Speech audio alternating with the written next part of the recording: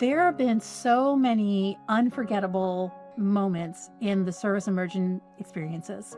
This past year, we went to Guatemala and we had a chance to spend a week at a factory that was built specifically for the purpose of building wheelchairs for countries and communities that have low resources, so very little money, but they live in rough terrain, so like the savannah of Kenya or the jungles of Guatemala.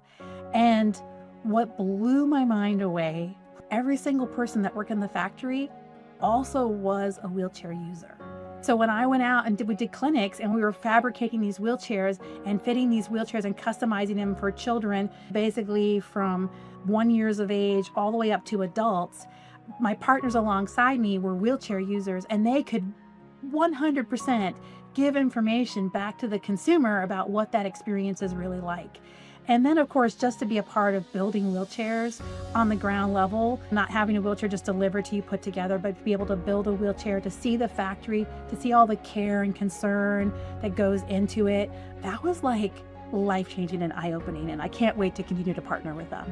I think these trips have a huge impact both for the volunteers and the communities that we serve. I think the word that's been used from both groups is transformative.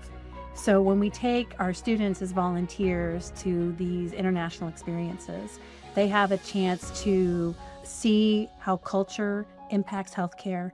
They have a chance, an opportunity to actually put into practice the skills that they're learning in their labs and in their courses. They have a chance to build personal self-confidence. They have an opportunity to maybe practice language skills they had gotten in another degree program.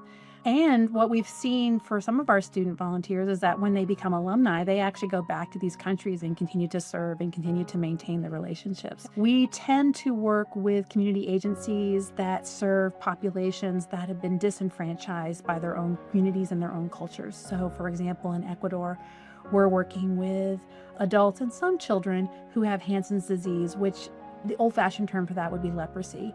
There's still often this impact that once you get Hansen's disease, you can't be a part of the community.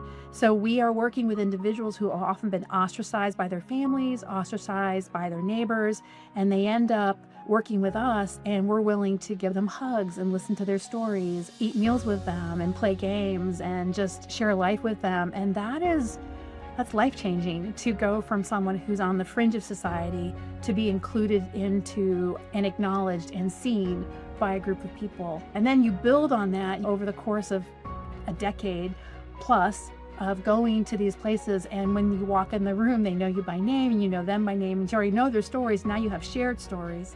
And so the impact becomes on their end just trust, just to really be able to be an impact, not just in the physical aspects of health, but in the emotional and the cognitive and the social parts of health as well. When students come to Rockhurst, they have an opportunity to serve and lead and learn on campus. We have clinics that we run in the community. We have real life experiences that are part of our lab experiences and even our lecture experiences, where consumers who are dealing with the health conditions we're talking about will come in and work with our students. And then we have these service immersion experiences where we take them to another country and we practice the same learning, leadership, and service skill opportunities, but we do it in a wheelchair clinic in Guatemala. We do it in a school for children with disability in St. Lucia, or we do it in outpatient and inpatient clinics for individuals with Hansen's disease in Ecuador. I think the service immersion trip has really helped me to realize that OT isn't one size fits all.